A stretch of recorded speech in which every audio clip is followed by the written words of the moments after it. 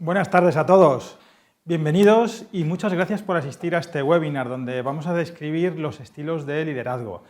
Gracias también a HiVIP por haber facilitado sus fantásticos medios audiovisuales y hacer posible este webinar. Yo soy Santiago García, creador de darnoscuenta.es, una iniciativa de desarrollo personal y profesional con el eneagrama como herramienta principal. Os invito a que entréis tanto en la web como en el canal de YouTube de HiVIP y en la web darnoscuenta.es, donde tenéis información sobre cursos y webinars. Comentaros que los días 14 y 15 de diciembre participaré junto con Alberto Peña Chavarino en un curso de liderazgo. Y os pondré más detalles en la web en breve. Os quiero anunciar que desde HiVIP ya hemos subido a la plataforma Udemy el curso online sobre autodescubrimiento con el eneagrama. Ahí vais a poder aprender las bases de cómo funciona el eneagrama, cómo son los tipos de personalidad, los instintos, las flechas, etc. y descubrir cómo eres tú. Espero que te animes a tomar el camino del autoconocimiento y el crecimiento personal. Mucha suerte conociéndote a ti mismo. En este webinar, fijaos, vamos a tratar estos 4 puntos. En primer lugar, vamos a ver los 9 estilos de liderazgo, las competencias directivas clave, en qué consiste el pensamiento crítico y cómo te manejan los instintos, sin que te des cuenta. Estoy convencido de que este conocimiento no tardará mucho en impartirse en las mejores escuelas de negocios. ¿Por qué? Porque cómo lideramos es un reflejo de quiénes somos. Y el eneagrama te da una descripción tan precisa de cómo eres que el potencial de dar lo mejor de ti es asombroso. Entonces, hoy vamos a tratar temas muy interesantes, temas que podrían suponer un punto de inflexión en tu carrera. Vamos a ver el reflejo de los 9 tipos de personalidad en el estilo de dirección. Fijaos, si os acordáis, el eneagrama describe estos 9 patrones de personalidad. Teníamos estas personas que se esfuerzan por ser perfectas, estas personas que se esfuerzan por estar conectados emocionalmente, los que se esfuerzan por destacar, los que se esfuerzan por ser únicos y especiales, los que se esfuerzan por estar distanciados, mantener esa distancia emocional, las personas que se esfuerzan constantemente por sentirse seguras, aquellos que se esfuerzan por estar contentos, experimentar entusiasmo, los que quieren sentirse poderosos y aquellos que buscan siempre estar en paz y armonía. Lo mejor de todo es que todos traemos unas capacidades de serie que son fantásticas, donde somos realmente buenos y con las que vamos a tener éxito a poco que nos esforcemos. Fijaos, estas son las capacidades intrínsecas que tenemos cada uno dependiendo de cuál es nuestro eneatipo. El 1 tiene esa búsqueda por defecto de la excelencia. Es una persona que va a ir siempre por ese camino. El 2, esa capacidad de motivación y ese servicio a los demás. El 3, que tiene siempre en la cabeza siempre el ir en pos de la obtención de resultados. El 4, que tiene esa búsqueda de la propia pasión en todo lo que hace. El 5, esa importancia de la objetividad que tiene siempre tan importante en la toma de decisiones. Esa visión y esa confianza del 6, esa capacidad de prever el futuro y de prever esos escenarios que pueden ocurrir.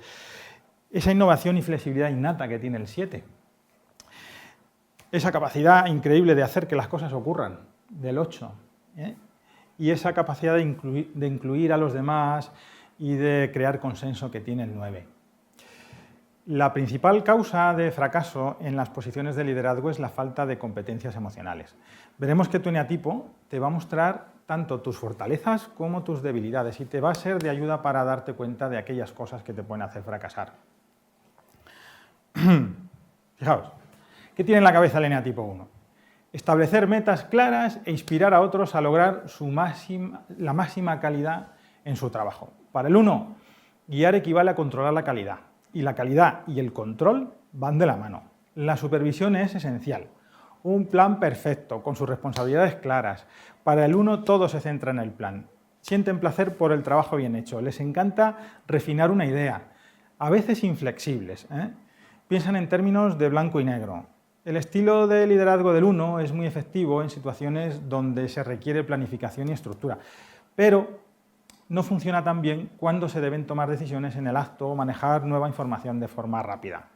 Los unos tienen muy claro quién se esfuerza y quién no, pueden hacer que los demás se sientan criticados o microgestionados. Entonces, ¿qué es lo que tiene que mejorar el 1?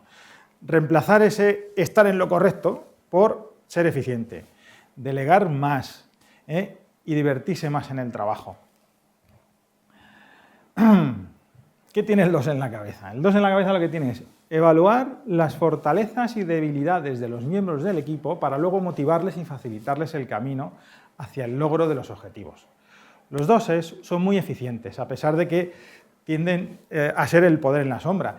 Dividen a las personas en 2 grupos, los que están dentro y los que están fuera. Sus decisiones se inclinan a veces hacia los favoritos.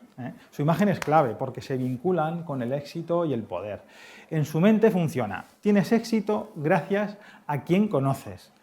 Son sensibles al clima que reina en la oficina y se enfocan mucho en el cliente. Tienen fijación por satisfacerle y cortejarle.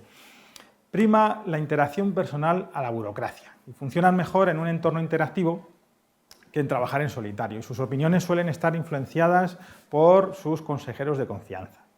Los líderes 2 pueden crear dependencia a los demás y abandonar a aquellos a los que realmente necesitan su apoyo. Entonces, consejos para los 2 es aprender a decir no, ayudar a la organización a ser menos dependiente de ti y ser más objetivos y menos reactivos emocionalmente. El 3. Para el 3, su trabajo consiste en crear un entorno para lograr resultados y que la gente entienda los objetivos y la estructura de la organización. Para los 3, el liderazgo es su posición preferida. Es el clásico estilo de liderazgo de negocios en expansión. Se adaptan a cualquier medio. El 3 será el líder que haya que ser, aquel que la situación lo requiera y los demás esperen de él. Una vez en movimiento, se concentran al máximo.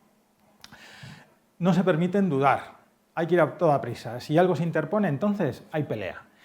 Es un magnífico competidor. En situaciones de presión, los 3 se crecen, se expanden y se liberan. Cualquier riesgo merece la pena si consigues el objetivo rápidamente y antes que nadie.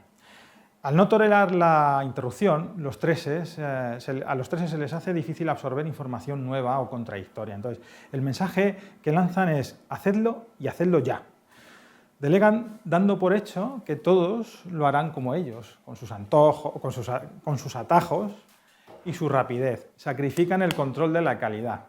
No hay tiempo para los detalles. Los 3 no son originales ni innovadores, aunque se les da muy bien usar viejas recetas para situaciones nuevas. Los 3 se enfocan en lo que hay que hacer a costa del lado humano, del trabajo, tanto del suyo propio como del de aquellos que están con él. Entonces, debe mejorar. Prestar atención al impacto que tiene en las personas, moderar su impulso competitivo y contar la verdad sobre uno mismo a los demás, de forma consciente. El 4. El 4, cómo ve el liderazgo, es crear organizaciones que den significado y propósito a las personas para que se sientan inspiradas a hacer un trabajo excelente. Los 4, en entornos competitivos, actúan como si fuesen 3. Pueden ser muy competitivos, motivados por las recompensas materiales y el reconocimiento, aunque son muy conscientes de la diferencia entre su máscara comercial y su yo cargado de sentimientos. Si la motivación de los 3 es superar a los demás, la de los 4 es alcanzar los objetivos para diferenciarse de los demás. Los 4 lideran con vigor y competitividad cuando hay que probar algo y les gusta llegar hasta el extremo. Odian la rutina. El desastre reaviva su interés. Si el éxito parece inalcanzable, resulta seductor. Entonces, tienen un patrón de relaciones de tira y afloja que también aplican a los negocios. A veces eso les ocasiona problemas. Si no hay drama, las cosas no son interesantes. El 4 líder se involucra emocionalmente y suelen destacar en mercados donde cuenten la singularidad. Cuando su autoestima está relacionada con el éxito, se sienten plenamente identificados con su trabajo.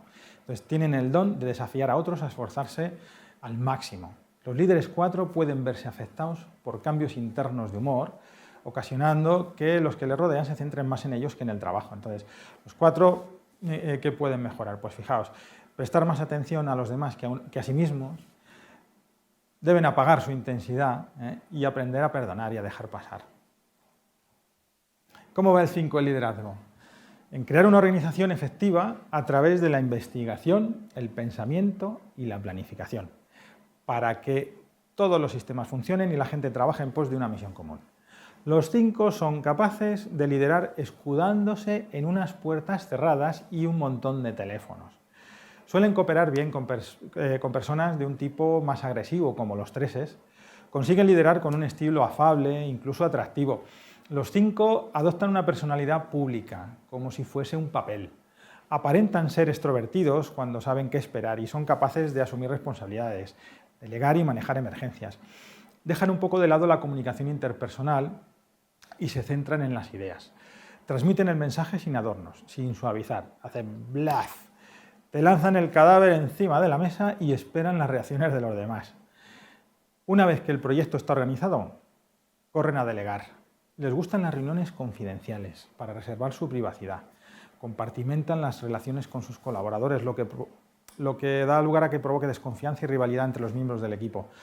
Una cosa muy buena que tienen los 5 es que pueden esperar, no entran en pánico. Sus ideas son bastante inmunes al ciclo empresarial. Entonces, sus puntos de mejora, yo resaltaría que deben prestar más atención a la interdependencia entre los miembros de su equipo, prestar más atención a las relaciones políticas, y a veces toca parar de pensar en estrategias y empezar a actuar.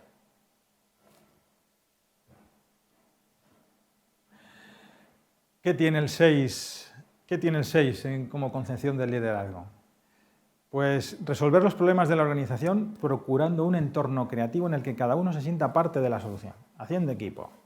Los 6 vuelven a la vida ante las dificultades. Ojo con los ejecutivos 6 cuando la compañía tiene problemas.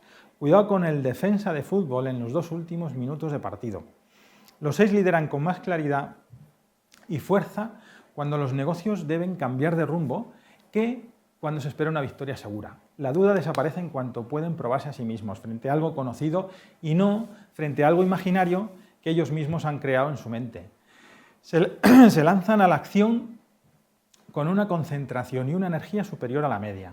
Los miedos se esfuman en cuanto hay actividad. Es mejor que el 6 sienta algo de oposición que tener el camino despejado. Si no hay dificultades, las decisiones se retrasan e imaginan escenarios negativos. Del mismo modo, no le gustan los elogios. Siempre esperan del feedback de los demás, aunque sea positivo, algún punto de mejora. Sufren de una contradicción, y es que como se identifican con los más débiles, a veces les resulta extraño verse como una autoridad. Entonces, para ellos, el éxito depende de un sistema de seguimiento fiable. La guía de un mentor o un experto en la materia les ayuda a superar esos momentos de duda. Se fijan siempre primero en los aspectos negativos, se fijan en los fallos y no dejan de pulir su obra constantemente. Y no son personas que necesiten una gratificación inmediata. Los 6 pueden generar un clima de mucha confianza o de desconfianza, o de ambos a la vez, en un patrón de ida y vuelta. Entonces, los puntos de mejora del 6, pues yo diría que son trabajarse los problemas con la autoridad, aprender a gestionar esa ansiedad y cultivar dignos adversarios, que ellos les harán crecer. Para el 7, las funciones de liderazgo están en entusiasmar a la gente a generar nuevos proyectos para que la organización pueda aprovechar nuevas oportunidades de negocio. Son capaces de relacionar diferentes clases de información entre sí hasta formar un patrón coherente. Tienen una visión positiva del futuro. Los 7 que triunfan suelen tener profesiones que dependen de la ingenuidad, de la invención y de pensar antes que los demás. Son personas que manejan muy bien el plano verbal y con él convencen. Se manejan fenomenal en los ambientes rápidos que cambian a toda velocidad, en las primeras fases de un proyecto, donde pueden pensar y actuar a gran velocidad bajo presión. Se les da mejor planificar que implementar. A veces su toma de decisiones es caótica. Un defecto que tienen es su falta de supervisión. Cuando el líder 7 se va de vacaciones, se produce una crisis. Tienden a culpar a los que les traen malas noticias porque les cuesta mucho ver sus propios errores. Se suelen tener idealizados y se sienten obstaculizados por las limitaciones de los demás. En lugar de responsabilizarse de sus errores, racionalizan, reinterpretan y remarcan. Entonces cambian la versión de los hechos para que les suene mejor. Los 7 se pueden mover en tantas direcciones distintas que la gente es incapaz a veces de seguirles. Terminan exhaustos, desenfocados y frustrados. Entonces deben prestar más atención a bajar el ritmo, buscar la parte de verdad que tiene toda crítica y terminar aquellas tareas que empiezan. El 8, el que busca sentirse poderoso. Pues para él liderar es hacer que la organización avance liderándola de forma decisiva, con gente fiable y capaz de realizar su trabajo, capacitando a aquellos que son competentes para que actúen. El 8 es acción, acción, acción. El 8 y el 3 son los estilos dominantes en los negocios, sobre todo en las sociedades occidentales. Los 8 son directos, agresivos, lo que ves es lo que hay. Son muy valorados durante las fases de arranque de un proyecto, porque saben dirigir a las tropas.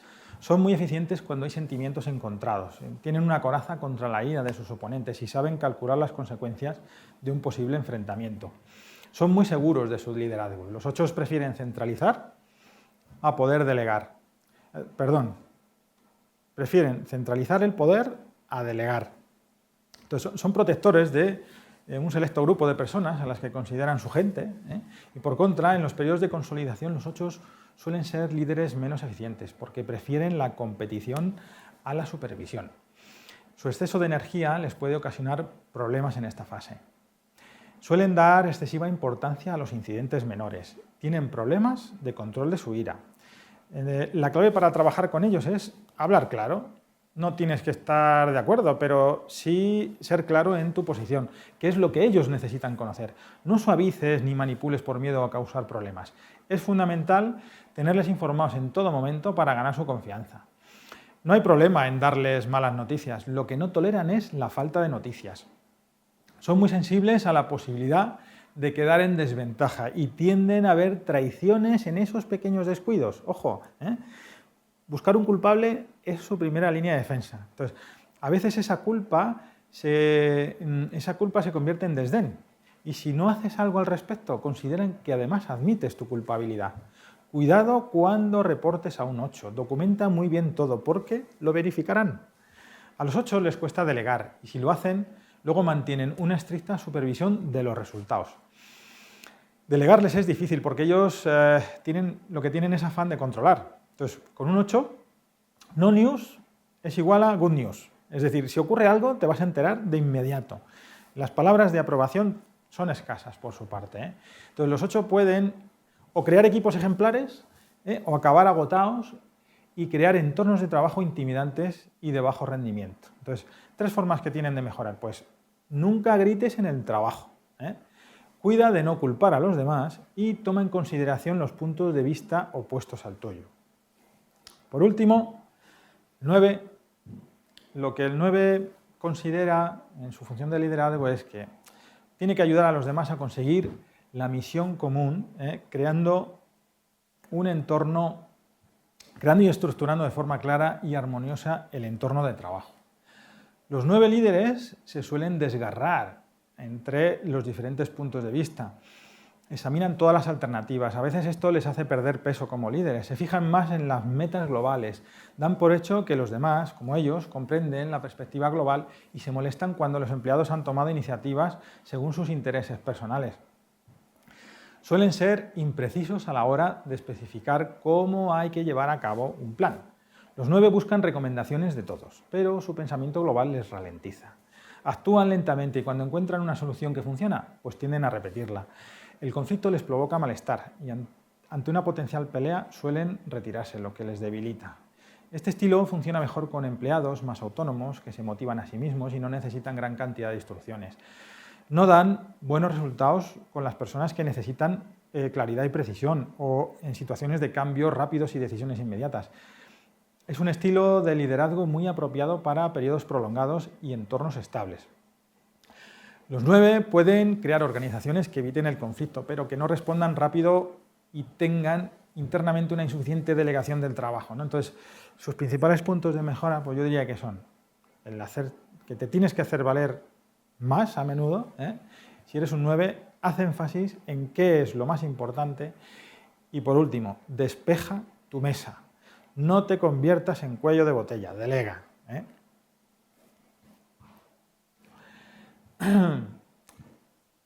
Para ser un líder excelente hay que dominar una serie de competencias clave. vamos a ver brevemente cuáles son esas competencias.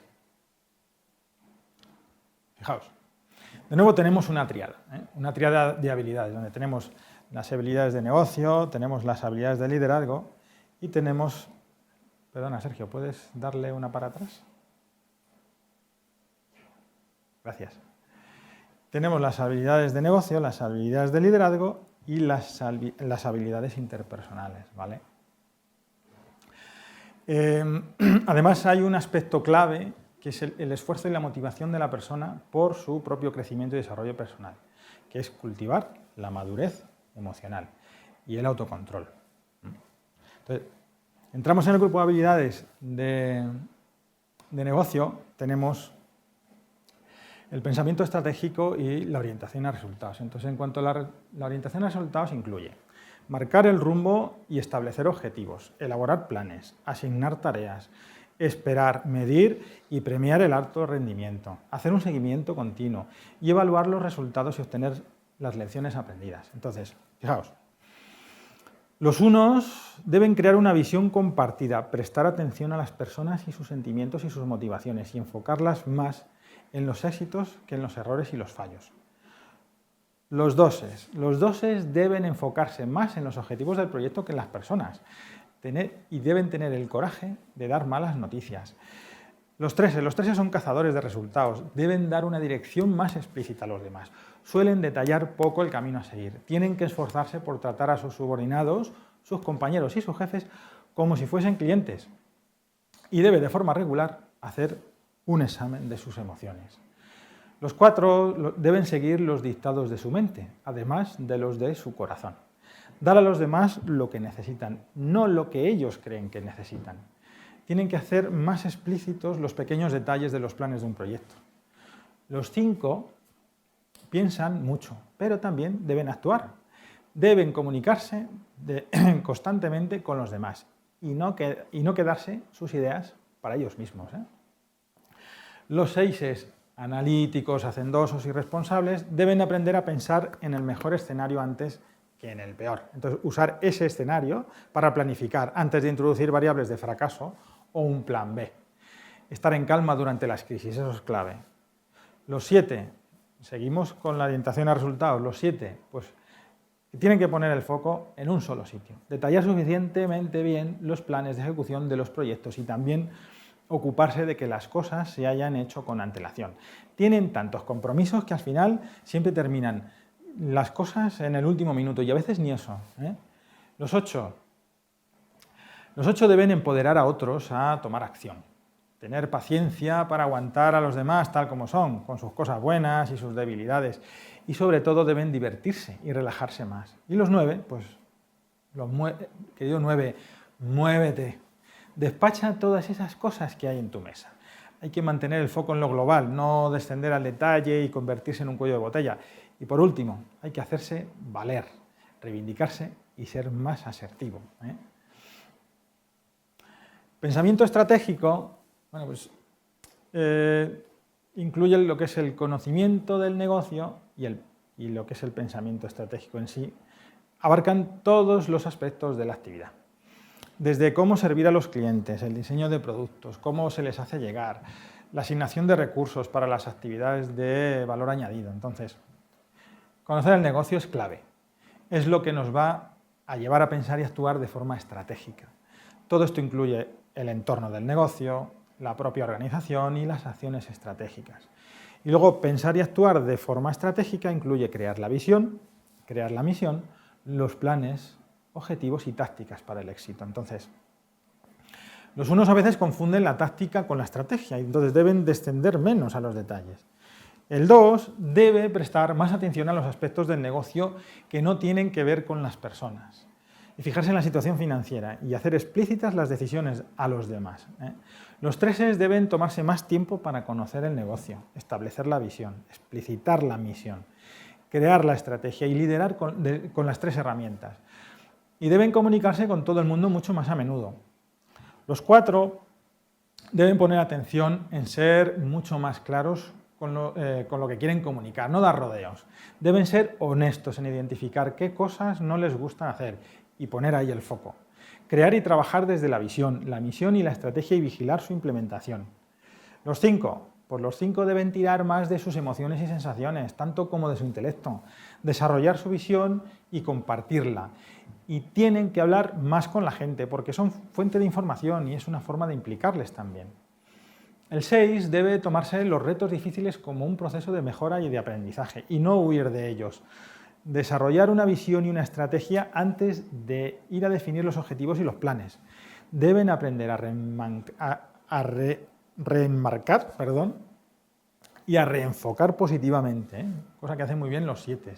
Los 7 pues deben profundizar, estudiar el asunto, deben implicarse en la acción de los proyectos, no solo en la fase de la visión del negocio, y deben ir más despacio, hacer esfuerzos conscientes de hablar más despacio, esperar a que hablen los demás, practicar la escucha activa y evitar distraerse con otras cosas externas. El 8 debe desarrollar el sentido del humor, sobre todo reírse de sí mismo, ser más flexibles y ser más pacientes. Y los 9 pues deben pensar más de forma estratégica, delegar los detalles a los demás. Tiene que hacer explícita la visión, la misión y la estrategia, y debe establecer prioridades a la organización y mantenerlas en el tiempo.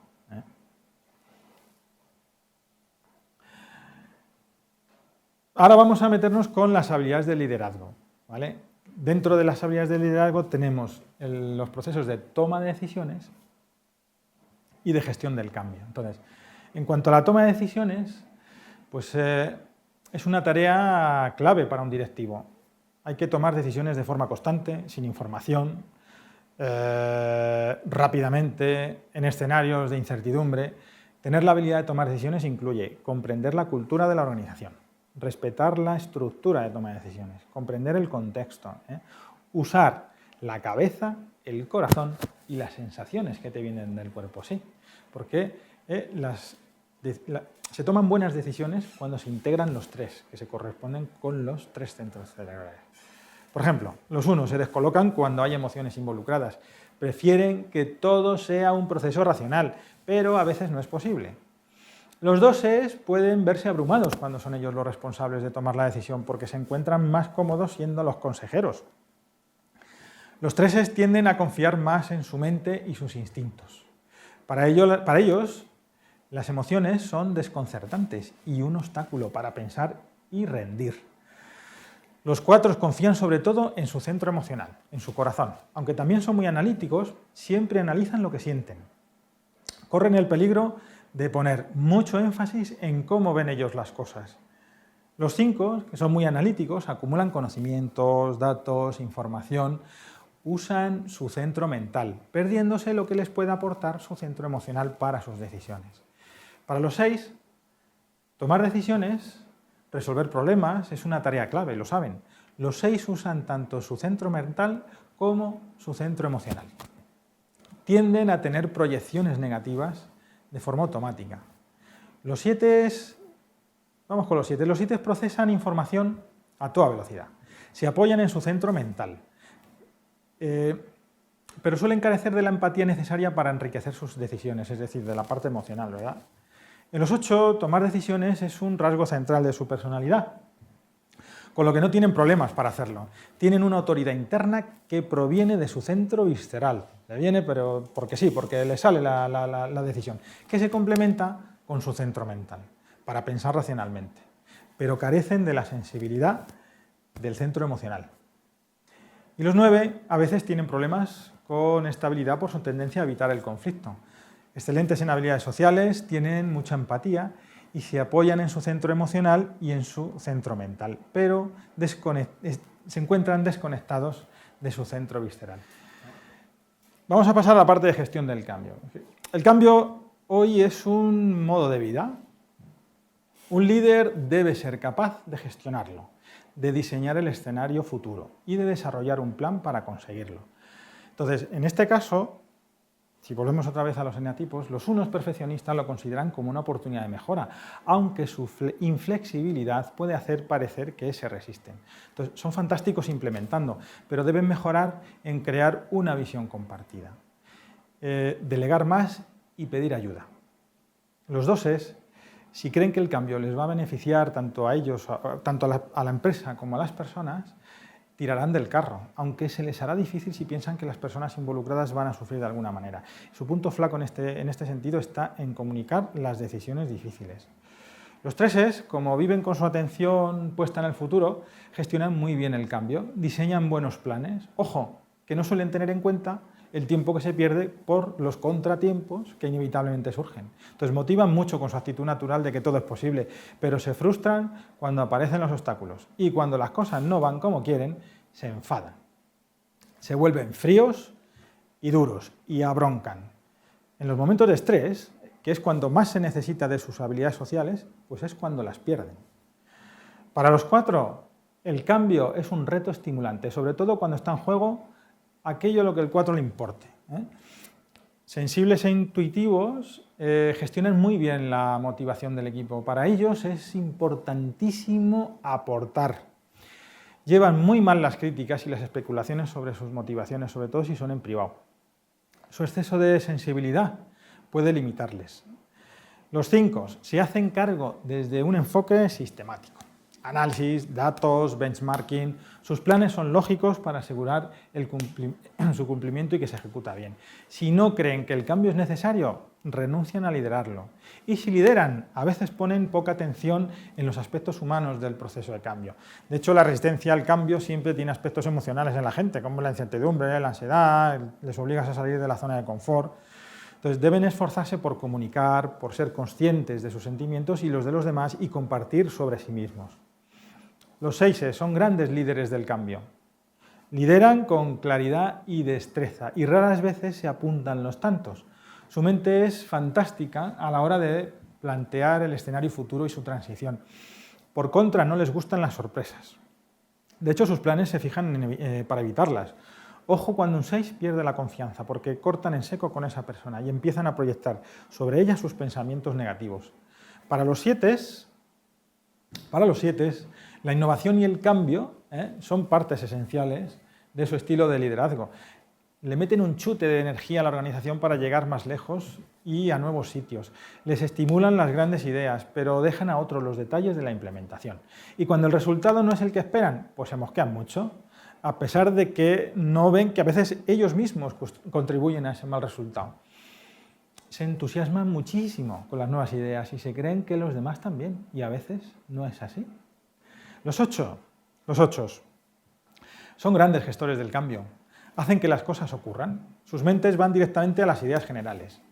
Quieren que las responsabilidades que asignan a otros se cumplan y sin dilación, y saben dónde tienen que poner el foco para que el proceso avance. A veces se ponen en marcha antes de haberse ganado el apoyo de su equipo. Estas cosas pueden hacerles fallar. En cuanto a los 9, pues inclusivos, tranquilos, tratan de incluir a todos en el proceso. La gente se suele sentir cómoda con ellos y suelen vencer muy bien las resistencias al cambio, aunque son muy sensibles a la negatividad y a los ataques personales. Ojo, estas críticas les hieren profundamente. Y luego la tendencia a procrastinar y a empezar por tareas poco importantes hace que cada vez que se sobrecarguen más de trabajo por no establecer las prioridades, que se agrava por su propia tendencia a no delegar. Y vamos a ver las habilidades interpersonales, donde tenemos pues, la necesidad de ser un excelente comunicador, manejar muy bien la comunicación y tener esa capacidad o ese saber de gestionar equipos de alto rendimiento, ¿verdad? Entonces, en cuanto a la comunicación, vamos a ver, los líderes deben estar comunicando de manera constante, tanto dentro como fuera de la organización. Entonces, deben manejar bien las siguientes competencias. La creación de relaciones de forma sincera y genuina. Comunicarse de forma clara. Practicar la escucha activa. Saber dar feedback de una forma efectiva. Gestionar el conflicto de una forma constructiva y tener la capacidad de influir en los demás. Para mejorar estas habilidades, cada tipo directivo puede entrenarla de forma muy efectiva mediante, por ejemplo, pues revisar cómo escriben sus correos electrónicos. Hay ejercicios para esto, ¿vale? Que ya lo veremos en otros cursos. Entonces, ahí vamos a poder observar, entre otros ejercicios, cómo nos comunicamos y en qué cosas hacemos énfasis. Las habilidades de gestionar equipos de alto rendimiento.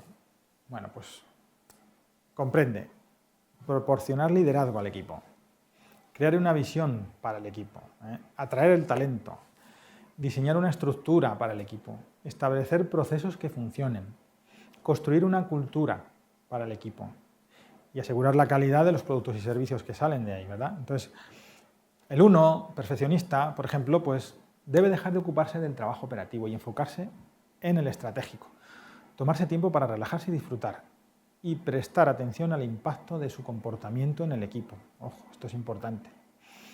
El 2, pues debe dar un paso adelante y ser un líder visible, desarrollar la estructura del equipo igual que los procesos y evitar involucrarse en el trabajo del día a día de forma excesiva. El 3 tiene que disfrutar más del equipo, debe prestar más atención a la dinámica humana, tanto como a los procesos y a su estructura. Debe intentar no ser tan directivo con su gente.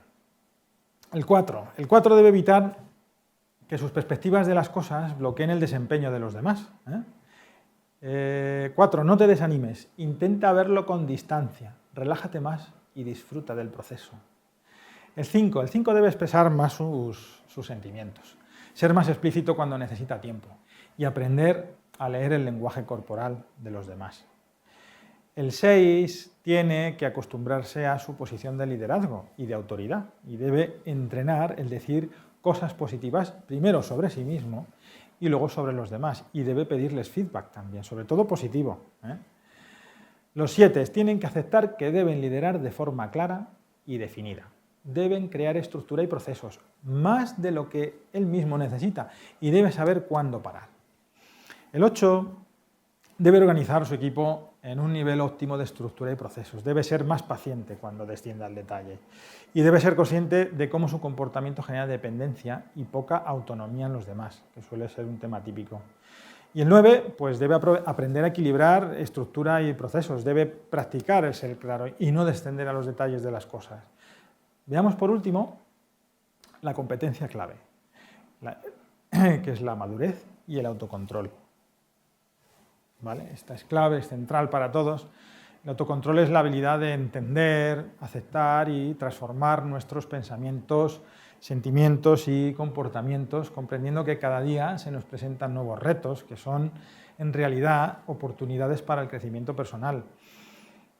Va sobre convertirnos en expertos de nosotros mismos y de tener compromiso de aprender de nuestras experiencias, de tener un nivel profundo de autoconocimiento, de responder al feedback de forma constructiva, de ser responsables y tener capacidad de automotivación, de demostrar control de uno mismo y madurez emocional, de tener un sentido de la integridad alineadas con nuestra visión personal y de estar comprometidos con el equilibrio de nuestra personalidad a través del aprendizaje constante.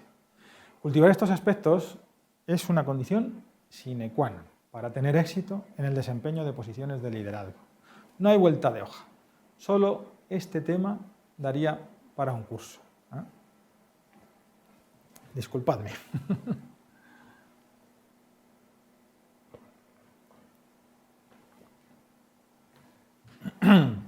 Entonces, una vez visto los estilos y las competencias, veamos ahora cómo darnos cuenta del engaño de nuestro cerebro y vamos a entender en qué consiste el pensamiento crítico. Fijaos en las siguientes diapositivas. Bueno, aquí lo que estáis viendo, ¿verdad? Pues parece que son líneas curvas, que son cuadrados de distinto tamaño. Pues realmente no lo son. Realmente son líneas rectas y todos los cuadrados son iguales. Es un efecto óptico. Fijaos. Fijaos aquí. Lo voy a quitar para que lo podáis ver. O sea, esto realmente parecen dos personas que están en la misma habitación y dices, bueno, y esto físicamente es imposible, ¿verdad? Que haya tanta diferencia de tamaño. Hombre, hay gente muy grande, pero ¿qué ocurre? ¿Qué ocurre cuando es nuestro propio cerebro el que nos engaña? O porque usa patrones para completar la información que le falta, podemos tener una interpretación errónea de la realidad, ¿vale? Esto es un ejemplo de los obstáculos con los que nos encontramos a la hora de percibir la realidad. Entonces, hay muchos factores que conducen a nuestra incapacidad para ver con claridad. Entonces, identificamos 5 factores que interfieren en ello, ¿vale? Comienzan con las estructuras fundamentales de nuestro cerebro y luego continúa hacia la desinformación. Entonces, fijaos, aquí tenemos los sesgos instintivos, los sesgos cognitivos, que son que dependen de nuestros patrones mentales, cómo configuramos la visión de la realidad, qué percibimos por los sentidos, estas cosas que son tan intrínsecas de nosotros mismos. Continuamos claro, todo esto se refuerza tanto de arriba abajo como de abajo arriba. Entonces, si vamos de dentro hacia afuera, vemos la personalidad. Aquí se sitúa sobre todo nuestro eneatipo, se sitúa el eneagrama, nuestra estrategia cognitiva, de cómo interpretar esa información que hemos percibido por aquí. Y luego, por supuesto, tenemos la cultura, la ignorancia es atrevida y muchas veces, por falta de información, o por prejuicios, ves que está todo interrelacionado, pues nos hacemos opiniones erróneas sobre las cosas. Y la desinformación, es decir, a veces nos falta información para tomar conciencia de algo. Entonces, fijaos la cantidad de filtros y cantidad de cosas que pueden ahí entrar en juego a la hora de que nosotros podamos percibir la realidad. Entonces, nuestro trabajo va a consistir en ser conscientes de estas interferencias.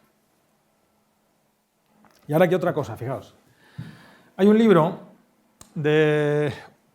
su autor se llama Daniel Kahneman, ¿vale? Que se llama Pensar rápido, pensar despacio, que yo lo recomiendo.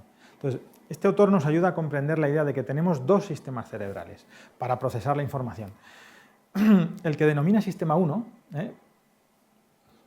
aquí, el que denomina sistema 1, procesa un pensamiento rápido, basado en la heurística. Se basa en patrones y modelos mentales que tenemos en nuestro cerebro que nos permiten tomar decisiones rápidas y casi sin tener que pensar.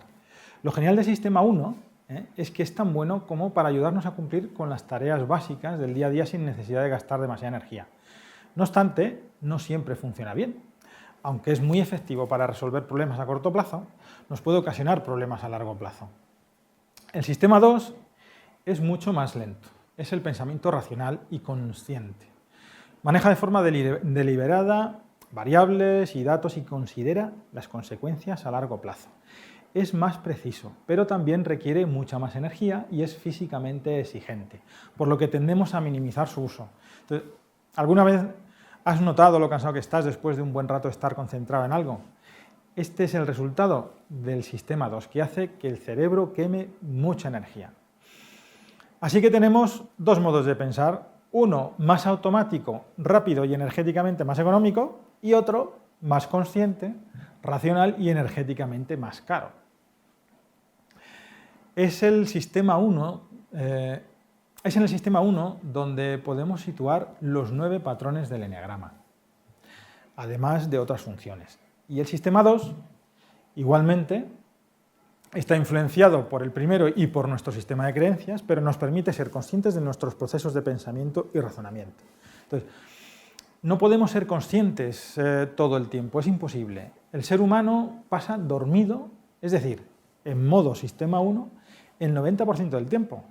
Aunque hagamos mucho mindfulness, meditación y nos entrenemos con otras técnicas, a veces necesitamos tomar decisiones de forma rápida. Entonces, el secreto de hacerlo bien es saber qué sistema usar en cada momento. A veces hay que parar, desconectar el sistema 1 y ponerse en modo sistema 2. Y a veces no da tiempo a cambiar de modo. Entonces ahí ya está el arte de cada uno. Vamos a ver, por último, un tema súper interesante, que son las influencias de los instintos en nuestro desempeño. Los instintos, pues están muy relacionados también con cómo modelan nuestro eneatipo. Entonces, son comportamientos que se han desarrollado a lo largo de millones de años de evolución.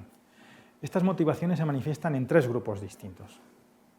Los instintos de conservación, el grupo de instintos, el instinto social y el instinto sexual o sexual transmisor.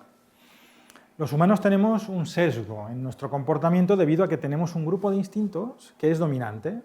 Esto afecta a la forma en la que trabajamos, a la forma en la que vivimos y a cómo funcionamos en equipo. Realmente modula el funcionamiento de nuestro eneatipo. Veamos cómo influye en el desempeño del liderazgo el instinto de conservación.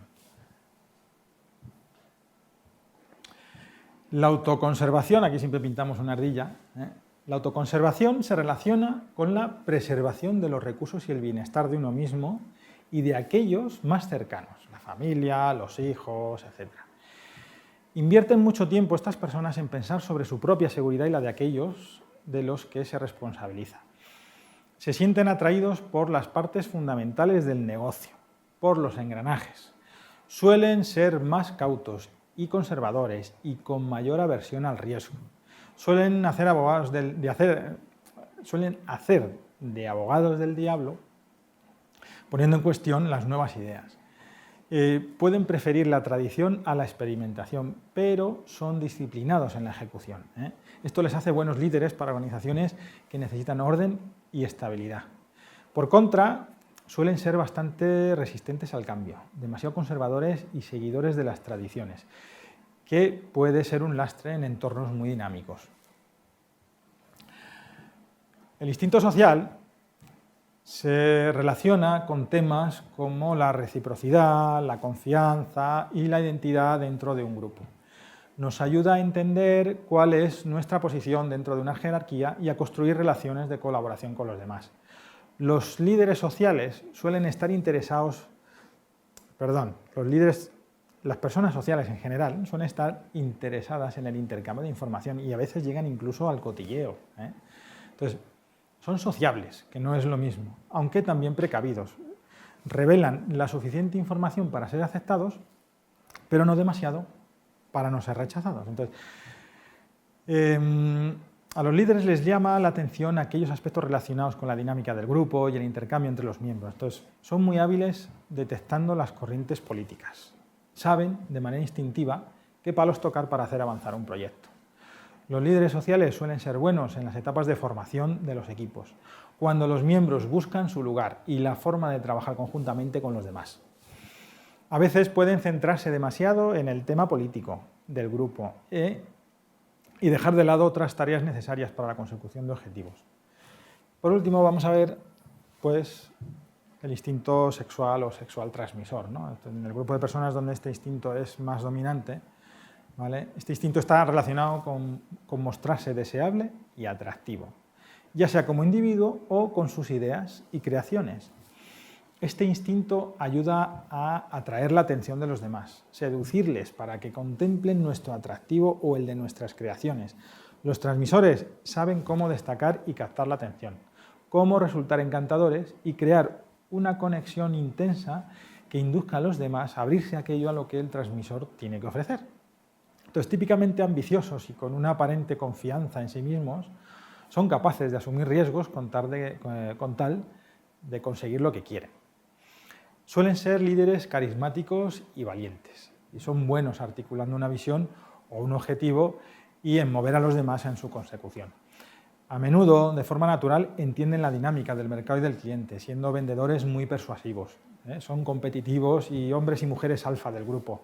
Suelen ser buenos en las etapas iniciales de un negocio, en la etapa de expansión, cuando la organización necesita motivación y una visión inspiradora. Por contra, su comportamiento transmisor puede hacer que se fijen demasiado en sí mismos, en sus propios logros, en sus cualidades, pudiendo llegar a ser egocéntricos. Bueno, parecen muchas cosas las que tenemos que trabajarnos, pero es espectacular el cambio que damos cuando empezamos a darnos cuenta. En realidad, es un camino de aprendizaje y desarrollo constante que dura toda la vida. Espero que os haya gustado lo que hemos tratado hoy. Podéis contactar conmigo si queréis profundizar en ello. No sé si, como yo, intuís el potencial de este conocimiento. Yo creo que ya solo con descubrir nuestras zonas de sombra y darles un poco de luz merece muchísimo la pena. Me tenéis a vuestra disposición ahora para cualquier pregunta.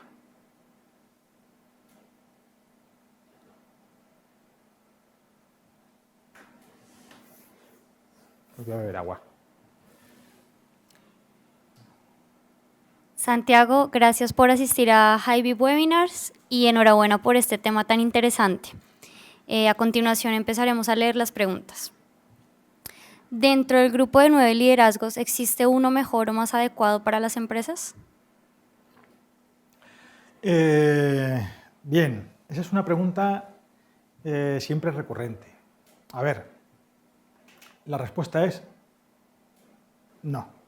Pero no es que exista uno mejor que otro, sino que cada uno, como habéis visto, tiene unas capacidades que valen para ciertas situaciones, para ciertos negocios, para ciertos entornos, para gestionar cierto tipo de gente, ¿no? Entonces, realmente, o sea, esto no es nada nuevo, lo que pasa es que es fantástico saber cuáles son tus capacidades y también es fantástico saber cuáles son las capacidades de la gente que trabaja contigo. Entonces, existe el más óptimo para una situación o empresa o negocio determinado, pero no hay nadie mejor que los demás. Segunda pregunta, ¿crees que se puede llegar a desarrollar cualidades de liderazgo que no corresponden a mi tipo de personalidad? Sin duda, sin duda. De hecho, uno de los ejercicios más interesantes que se puede hacer es, bueno, pues entrenar. Al fin y al cabo son habilidades que tenemos de manera automática. O sea, nosotros en la vida no vamos a cambiar de eneatipo, ¿vale? Lo que pasa es que a través del hábito y el entrenamiento podemos entrenar habilidades que tienen otros eneatipos. Y muchas veces, si os fijáis en el dibujo del eneagrama, el eneagrama tiene flechas, tiene unas líneas conectadas, es muy interesante porque nos va a resultar más fácil adquirir esas habilidades positivas de aquellos eneatipos con los que estamos conectados. O sea que la respuesta es definitivamente sí. Y la última, ¿qué consejo puede darnos para empezar a mejorar nuestras habilidades de negocio con algún ejemplo práctico? Pues, a ver, yo creo que lo principal, porque al fin y al cabo los líderes, los directivos son personas y son personas que tienen su tipo de personalidad, desde que eran pequeños. Entonces van a ejercer el liderazgo con ese tipo de personalidad. Y además, seguramente no se den cuenta, pero la manera en la que ellos funcionan en los negocios, si dirigen un departamento, dirigen una empresa, o han sido emprendedores en su empresa, tienen gente a su cargo, la manera funcional del grupo de gente a quienes están a cargo va a depender mucho de cómo son ellos mismos. Entonces, paso número 1 es entender cómo eres, ¿vale? Entonces, exige una labor de autodescubrimiento, de crecimiento personal, de saber cuál es tu patrón de comportamiento. Entonces, en ese proceso va a ser fantástico porque vas a mejorar muchísimo tu capacidad de inteligencia emocional, porque en ese proceso de descubrirte a ti mismo o a ti misma, vas a descubrir también cómo son los demás y entonces vas a empezar a identificar con quién estás trabajando, cuál es tu equipo de colaboradores y realmente vas a poder darles a ellos, a cada uno, lo que realmente necesita. O sea, normalmente solemos ver el mundo y pensamos que los demás deberían verlo como nosotros, pero no es así. Entonces, toda esa dinámica de gestión de conflictos, de generar equipos de alto rendimiento, de tratar con los clientes es un tema muy importante. Muchas veces cuando ya controlas esto bien, el cliente ya sabes cómo es. Entonces hay cosas que no vayas por ahí porque es algo que no le va a interesar, ¿vale? Él va a poner el foco en unas necesidades que él como persona va a poner por defecto. Entonces, las habilidades de negocio, al final, los negocios son relaciones entre personas.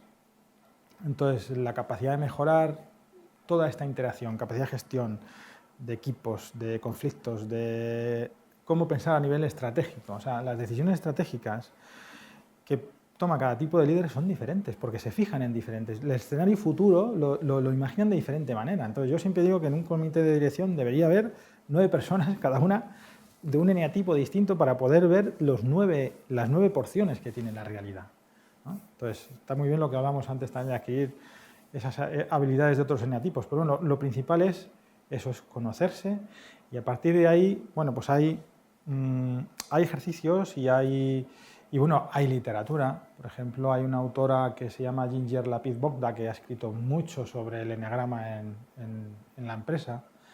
Hay otro autor que es Mario Sicora, que también enfoca mucho el eneagrama hacia ese lado del conocimiento, donde toca todos los aspectos de la empresa, desde la toma de decisiones hasta el pensamiento estratégico. Bueno, realmente el gráfico que hemos visto aquí está basado en estas enseñanzas. Hay una web muy interesante que se llama theenneagraminbusiness.com. Y bueno, pues ya si queréis, pues me mandáis cualquier duda que tengáis, me la mandéis por correo electrónico y yo respondo encantado.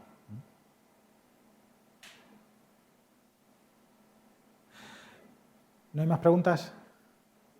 Bueno, pues daros las gracias a todos, de verdad, por haber invertido esta porción de vuestro tiempo tan valioso y espero que os haya resultado muy interesante.